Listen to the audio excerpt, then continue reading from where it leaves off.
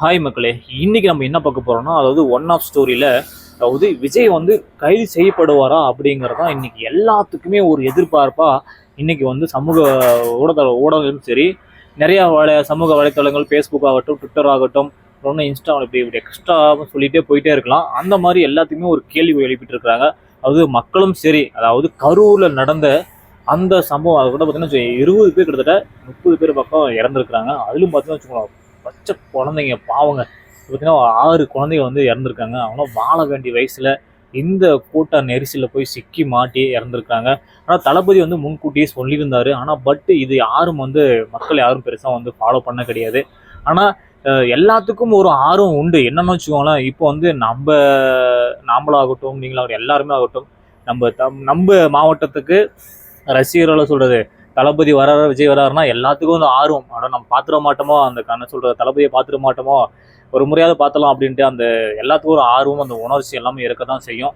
அதையும் தாண்டி அந்த மக்கள் போய் அந்த இவ்வளோ கூட்டத்தில் நெரிசலில் வந்து எத்தனை பேர் இறந்துருக்காங்க. அந்த கரூர் அந்த சொல்கிறோம் வச்சுக்கோங்க, கவர்மெண்ட் ஹாஸ்பிட்டலில் அந்த சத்தம் வந்து வச்சுக்கோங்க, காது கிளிக்குன்னு சொல்லலாம். அந்த அளவுக்கு சொல்கிறது அவங்கவுங்க பெற்றோர்களும் சரி, அந்த தாய்மார்களும் சரி, தந்தைகளும் சரி, அந்த குழந்தையை இழந்துட்டு பரிதாபங்கள், இந்த மாதிரி எக்கச்சக்கமான அந்த பரிதாபங்கள், கதறல்கள் வந்து சொல்லவே முடியும்னு சொல்லலாம். அந்த அளவுக்கு வந்து கொடூரமாக போயிட்டு இருக்கு. இதுக்கான ரீசன், அதாவது காரணம் என்ன? அதாவது இதுக்கு முன்னாடி நடந்த நாமக்கல்லும் சரி, இப்போ சமீபத்தில் இப்போ நடந்த கரூர்லையும் சரி, ஏன் இவ்வளோ நெருக்கடி, ஏன் கூட்டம், ஏன் அந்த போலீஸ் வந்து இப்போ கரெக்டான அந்த மக்களை வந்து கண்ட்ரோல் பண்ணக்கூடிய பாதுகாப்பு கொடுக்கலையா அப்படிங்கிறது ஒரு கேள்விக்குறியா நிற்குது. அது மட்டும் இல்லாமல் பார்த்தீங்கன்னு வச்சுக்கோங்களேன், இதுக்கு பின்னாடி வந்து அதாவது அரசியல் இருக்கா அப்படிங்கிறத நம்ம யோசிக்கணும். அதாவது பார்த்தீங்கன்னா வச்சுக்கோங்களேன், நிறையா நம்ம எக்ஸ்ட்ரா பார்க்கலாம். இதுக்கு முன்னாடி திமுக ஆகட்டும், நிறையா ஏடிஎம்கே ஆகட்டும், இந்த மாதிரி அவங்களாம் வந்து நிறையா மாவட்டத்துக்கெல்லாம் வந்து போயிருந்த ட்ராவல் பண்ணிட்டு அங்கே ஒரு குறைகள் எல்லாம் வந்து கேட்டிருக்காங்க. நிறைய மக்கள் வந்து கூட்டம் கூடியிருக்காங்க. ஆனால் எந்த மாதிரி பெருசாக வந்து விபத்து வந்து எதுவும் பெருசாக ஏற்படுறது கிடையாது. ஆனால் இந்த விபத்து வந்துங்கிறது ஒரு மிகப்பெரிய ஒரு கேள்விக்குறியா நிற்கிது. அந்த விபத்து நடந்து முடிஞ்சதுக்கு அப்புறம் பார்த்தீங்கன்னா விஜய் நேருக்கான பார்த்தீங்கன்னா நேராக வந்து சென்னைக்கு வந்து ஏர்போர்ட்டுக்கு வந்து கிளம்பிட்டு சருன்னு போயிருக்காரு. ஆனால் ரிட்டன் வந்து அப்பயாவது அங்கேயே இருந்திருக்கலாம். இருந்துட்டு காலையில் அது என்ன பிரச்சனையோ, அது அவங்களுக்கு ஏதோ ஒரு தலைவராக என்ன ஒரு ஆதரவு சொல்ல முடியுமா, கண்டிப்பாக சொல்லியிருக்கணும். ஆனால் அது சொல்லலை. அவர் வந்து சென்னை கிளம்பிட்டாரு. ஆனால் இது வந்து திமுக பார்த்தீங்கன்னா நம்ம ஸ்டாலின் பார்த்தீங்கன்னா வச்சுக்கோங்களேன், முதலமைச்சர் பார்த்தீங்கன்னா டக்குன்னு கரெக்டாக 1 மணிக்கு அந்த கரூருக்கு வந்து ஊருக்கு வந்துருக்காரு. அங்கே உள்ள மக்களை வந்து விசாரிச்சிருக்கிறாரு, என்ன எப்படின்னு விசாரிக்கிறாரு. அவர் ஒன்று அந்த இதெல்லாம் இதுக்கு என்ன எனக்கு ஒன்று ரீசனை தோணுதுன்னு வச்சுக்கோங்களேன், இதுக்கு பின்னாடி வந்து அரசியல் பின்னாடி இது சகுனி வேலையா அப்படின்னு எனக்கு தோணுது.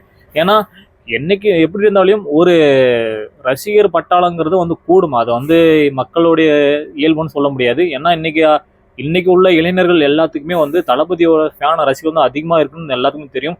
ஆனால் கண்டிப்பாக வந்து இந்த கவர்மெண்ட் பார்த்தீங்கன்னா வச்சுக்கோங்களேன், சரியான ஒரு ஃபோர்ஸ், அதாவது பார்த்தீங்கன்னா போலீஸ் கொடுத்துருக்கலாம். அதாவது அந்த இடத்த வந்து இப்போ எங்கே அந்த இது நடக்குதோ அந்த இடத்த நோக்கி நம்ம போலீஸ் பாதுகாப்பு ஒரு அளவு கொடுத்துருந்தா அந்த கூட்டம் நெரிசல் கொஞ்சம் கம்மியாக இருக்கும்.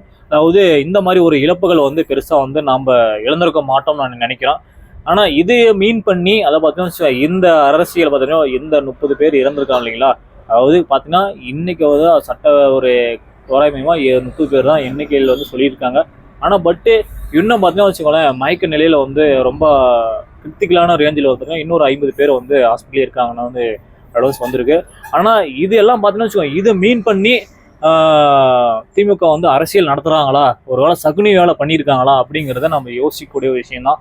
ஆனால் இந்த அரசியலை பார்த்தீங்கன்னா வச்சுக்கோங்களேன், அதாவது இதெல்லாம் ஓட்டு நம்ம தளபதிக்கு வந்து விஜய்க்கு வந்து எண்ணிட முடியாது. அதாவது இப்போ வர கூட்டமெல்லாம் பார்த்தீங்கன்னா வச்சுக்கோங்களேன், கண்டிப்பாக வந்து 2026 வந்து எலெக்ஷன் வந்து தளபதி தான் ஜெயிப்பார் அப்படிங்கிறது நம்ம தீர்மானிக்க முடியாது. ஏன்னா நம்ம கேப்டன் விஜயகாந்த் கூட எக்கச்சக்கமான கூட்டங்களை கூடுனது பார்த்தா அதில் நமக்கு லைவ்லேயே பார்த்துருக்கலாம். ஆனால் கண் கூட பார்த்துருப்போம். ஆனால் இந்த மாதிரி கூட்டத்தை வந்து நம்ம நெக்ஸ்ட் வந்து நம்ம விஜய்க்கு நம்ம பார்க்குறோம். அப்படி இருக்கும்போது நம்ம தேமுதிக கேப்டன் விஜயகாந்த் பார்த்தீங்கன்னா அந்த இது வந்து கொஞ்சம் எதிர்கட்சியா தலைவர் தான் இருந்தார். அந்த இதுலேருந்தும் அதை தனி கட்சி ஆரம்பித்து கூட அவர் வந்து கரெக்டாக சிஎம்மாக வரல. ஆனால் இப்போ வந்து தளபதி விஜய் வந்து இறங்கியிருக்கிறாரு. ஆனால் இறங்கியிருந்தாலையும் இந்த மாதிரி கூட்டங்கள்லாம் நம்ம எதிர்பார்த்து பெருசாக வந்து இவர் கனெக்ட் பண்ணிட முடியாது. அதான் தளபதி விஜய் தான் கண்டிப்பாக 2026 எலெக்ஷனில் சிஎம் ஆகுவார் அப்படிங்கிறது சத்தியமாக ஒரு நினைச்சு கூட பார்க்க முடியாத ஒரு கற்பனை, அதாவது எட்ட முடியாத ஒரு கற்பனை தான் சொல்ல முடியும். ஆனா இதெல்லாம் பார்க்க வந்ததுக்கு என்னன்னா அவங்க ரசிகர்கள், அதாவது பார்த்தீங்கன்னா விஜயை பார்க்க முடியுமா, அந்த முகத்தை பார்க்க முடியுமா, ஒரு முறையாக பார்த்துடலாமே, அதாவது நாம வந்து சினிமாவிலையும் நம்ம தியேட்டர்லையும் அவர் முகத்தை பார்க்க மட்டும் தான் செய்தோம். ஆனா இன்னைக்கு நம்ம ஒவ்வொரு மாவட்டத்துக்கும் வந்துட்டு போயிட்டு இருக்கிறாரு. அப்படி இருக்கும்போது நம்ம ஒரு முறையாவது நம்ம எட்டி பார்த்துருவோமா அப்படிங்கிற அந்த ஏக்கங்கள் நிறைய அந்த ரசிகர்களும் சரி, நிறைய அந்த இளைஞர்களும் சரி, எல்லாத்துக்கும் அந்த ஆர்வம் உண்டு. அப்படியேப்பட்ட ஆர்வத்தினாலதான் இன்னைக்கு வந்து நிறைய பேர்த்து எழுந்திருக்காங்க.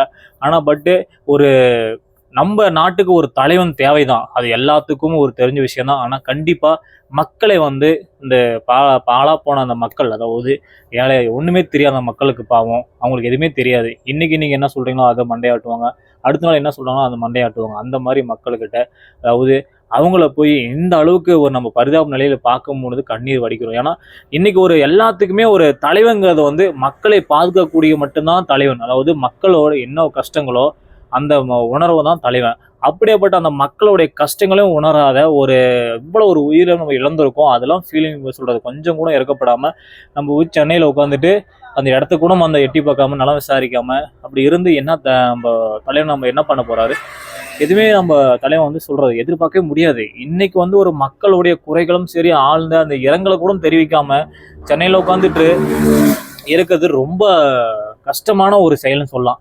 ஆனா இது எங்க போய் முடி போகுதுன்னு தெரியாது. ஆனா இவரு பண்ற நம்ம தளபதி விஜய் பண்றதை பார்த்தீங்கன்னு வச்சுக்கோங்களேன், ஒரு நம்ம தப்புன்னு ரைட்டா நம்ம சொல்ல முடியாது கரெக்டா, ஆனா மக்களை தான் கரெக்டான ஒரு முடிவு எடுக்க முடியும்னு நினைக்கிறேன். இந்த 2026 கண்டிப்பா வந்து விஜய் வரதுக்கான வாய்ப்பு வந்து இந்த ஒரு கரூர் நடந்த செயலால கண்டிப்பா கொஞ்சம் 18 ஒரு 100க்கு ஒரு 15% தான் டவுட்டா இருக்கு.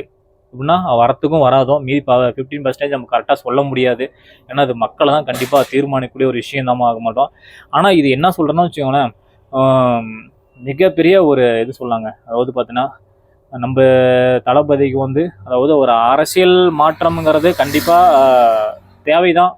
ஆனால் அந்த தேவைக்கு வந்து மக்களுடைய தேவைகள் வந்து என்னென்னவா இருக்கும் அப்படிங்கிறத அவரு கரெக்டாக புரிஞ்சுக்கல.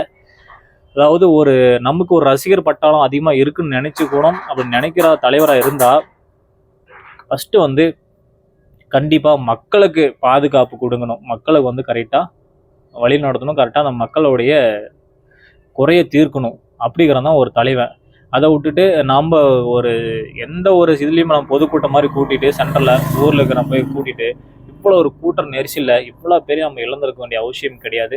இதெல்லாம் மக்களாகிய நாம் வந்து சொல்கிறது நம்ம சொல்லி தான் புரியணும் அவசியம் கிடையாது. எல்லாமே நாம் தான் தப்பு. ஃபஸ்ட்டு எல்லாமே நாம் வந்து தலைவனாக தூக்கி வச்சு நம்ம ஆடுறதுனால தான் இன்றைக்கி வந்து எல்லாருமே வந்து மக்களுடைய குடுமையை பார்த்தீங்கன்னு வச்சுக்கோங்களேன், எல்லா குடுமையும் வந்து அவங்க தலைவன் கையில் இருக்குன்னு நினைக்கிறேன். ஆமாம், இப்போது நாம் ஒரு தலைவனாக தூக்கி வச்சு கொண்டாடுறதுக்கு நாம் இந்த மண்ணில் பிறக்கிறதுக்கு முன்னாடி எப்படி இருந்திருப்போம். அதாவது நம்ம இந்த மண்ணில் வந்து பிறந்ததுக்கு காரணம் என்ன, நம்ம பெற்ற தாய்கள், அவங்கள நம்ம தூக்கி வச்சு தலையில் கொண்டாடுறது கிடையாது. ஏன்னா வச்சுக்கோங்களேன், இன்றைக்கி நம்ம வந்து சினிமா துறையிலும் சரி அவங்க எல்லாத்துக்கும் அந்த ரசிகர்களுங்கிறது கண்டிப்பாக இம்பார்ட்டன்ட் தான். நான் யாரும் தப்பு சொல்ல வரல. என்னமே இன்றைக்கி ஒரு சினிமா ஆகட்டும், ஒரு காட்சியை பார்க்குறோம், நாம் இது எது வேணாலும் பார்க்குறோம். ஆனால் அதுக்கு ஒரு அடிக்ட் ஆகுறங்கிறது உண்மைதான். ஆனால் எந்த அளவுக்கும் நாம் தூக்கி வச்சு நம்ம இது பெருசாக வந்து பண்ணக்கூடாது. ஏன்னா வச்சுக்கோங்களேன், அது மிகப்பெரிய ஒரு தவறான ஒரு செயல் நினைக்கிறேன்.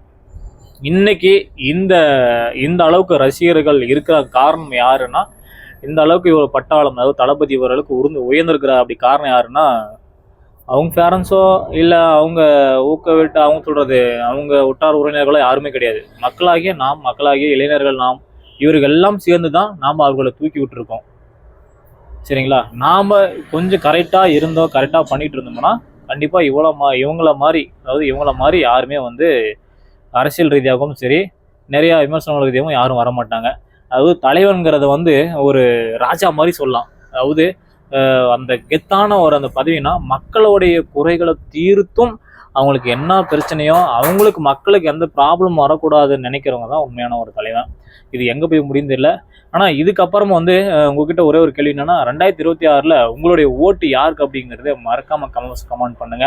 அது மட்டும் இல்லாமல் விஜய் இவர் செய்தது தவறா சரியா அப்படிங்கிறது உங்களுடைய கருத்து என்னன்னு சொல்லுங்க பார்ப்போம்.